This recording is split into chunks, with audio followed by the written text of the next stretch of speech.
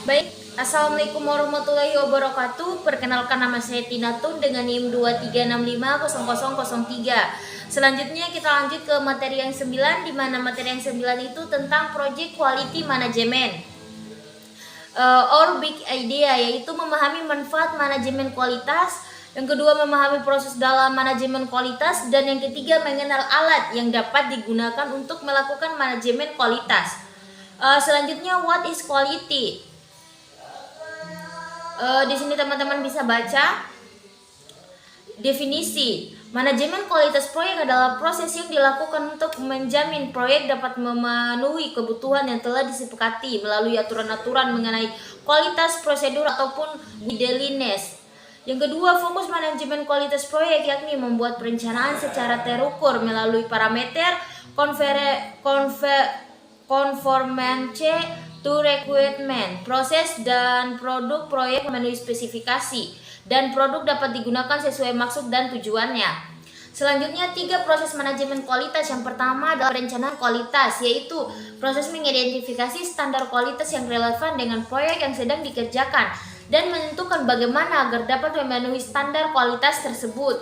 Yang kedua adalah penjaminan kualitas, yaitu menjalankan apa yang sudah direncanakan untuk menjamin bahwa tim proyek sudah menjalankan semua proses yang dibutuhkan untuk memenuhi standar kualitas yang relevan.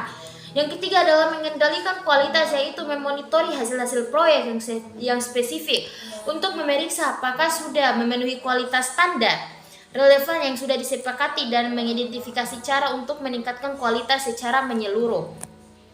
Selanjutnya adalah gambaran umumnya. Di sini teman-teman bisa lihat gambaran umum tentang Project Quality Management. Selanjutnya, output proses perencanaan kualitas. Yang pertama adalah rencana manajemen kualitas.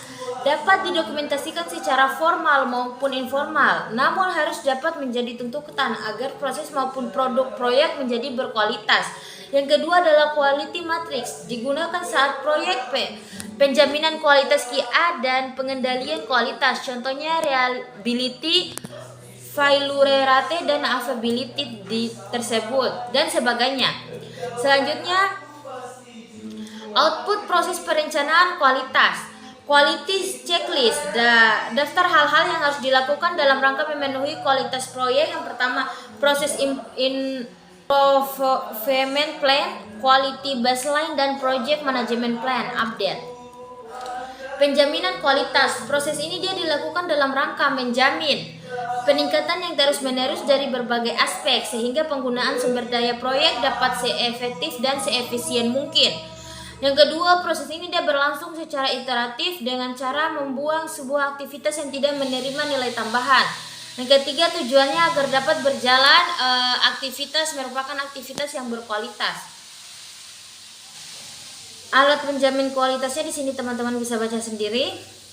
Selanjutnya, request change, yaitu perubahan yang dilakukan agar terjadi peningkatan secara efektivitas dan efisien dari aturan prosedur dan proses dalam proyek sehingga memberikan keuntungan lebih banyak bagi setiap stakeholders. Selanjutnya, pengendalian kualitas dilakukan untuk memonitor agar produk yang dihasilkan merupakan produk yang berkualitas. Selanjutnya, output utama pengendalian kualitas itu yang pertama, keputusan baik atau tidaknya proyek berjalan berdasarkan baseline quality ataupun rencana pengendalian. Yang kedua adalah saran tindakan korektif atau preventif jika ada. Yang ketiga adalah saran perbaikan aturan, prosedur, ataupun proses. Selanjutnya ada alat pengendalian kualitas. Ada banyak alat yang dapat digunakan dalam melakukan pengendalian kualitas, antara lain di sini teman-teman bisa baca sendiri. Selanjutnya, contoh Pareto diagram. Selanjutnya, statistical sampling, yaitu metode pengembalian sampel populasi untuk memahami masalah yang ada. Yang kedua, jumlah sampel yang diambil berkaitan dengan serepresentatif apa data yang diinginkan dan sampel size-nya 25x. Selanjutnya, certainty factor yang sering digunakan. Ini dia, teman-teman bisa lihat. Selanjutnya, Six Sigma Definite. Informasi dasar Six Sigma yang pertama itu teknik kesempurnaan adalah mencapai titik lebih dari 3,4 kegagalan per sejuta peluang. Prinsip Sigma dapat diterapkan pada berbagai proses bisnis. Selanjutnya Mike, definisi, yaitu mengidentifikasi masalah atau peluang proses dan kebutuhan pelanggan.